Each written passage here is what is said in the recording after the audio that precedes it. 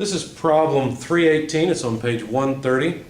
The inner and outer surfaces of a 0.5 centimeter thick 2 meter by 2 meter window glass in winter are 10 degrees Celsius and 3 degrees Celsius respectively. If the thermal conductivity of the glass is 0.78 watts per meter per degree Celsius, determine the amount of heat loss in kilojoules through the glass over a period of 5 hours. What would your answer be if the glass were 1 centimeter thick? Okay, let's draw a schematic to show what's going on here, and this is problem number 18. And let's see, so the problem looks like this. There's a piece of glass.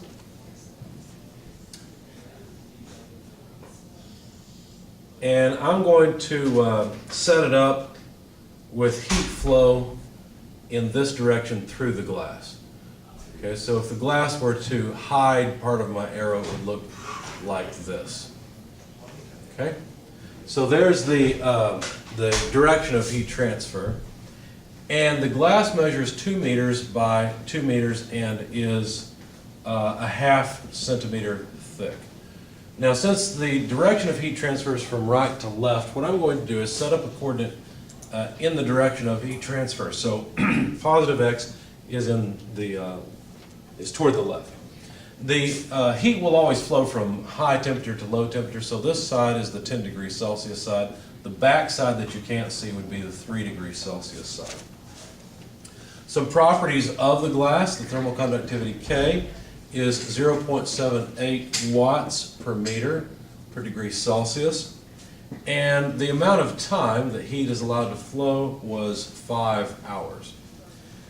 All right, so we'd like to find out how much heat is lost during this time.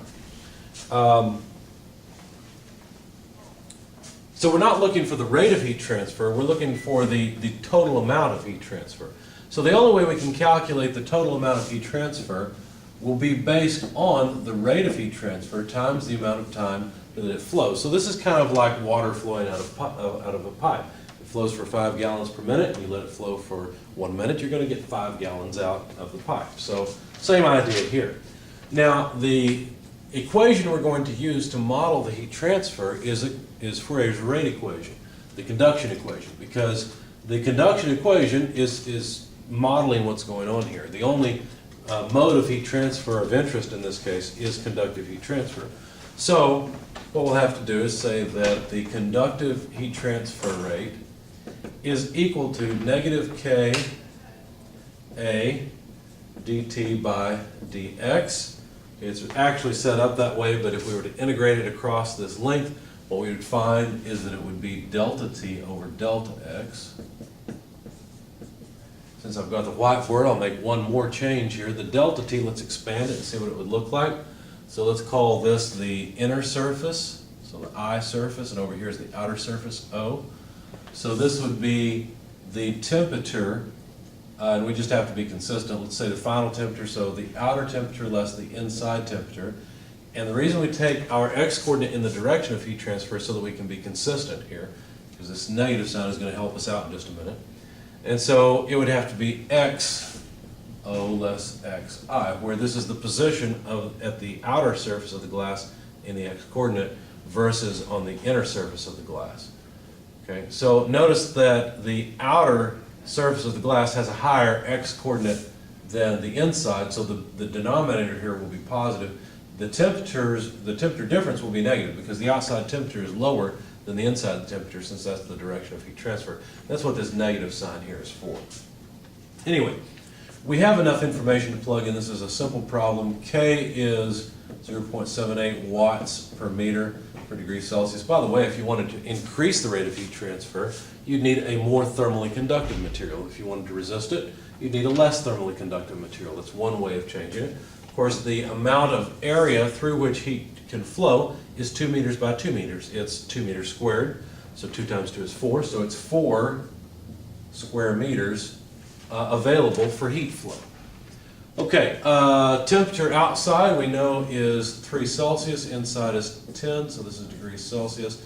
XO is a half of a centimeter, so that's the position of this left-hand side of the glass.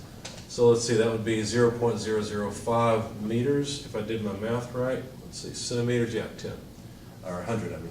So 0.005 meters less xi is 0 meters, okay? Because the position of the inside surface of the glass is at 0 meters. Okay, so now let's see what cancels. The degrees Celsius will go away, they're both differences. We've got meters squared in the numerator and meters in the denominator squared. So those will go away and we're left with watts.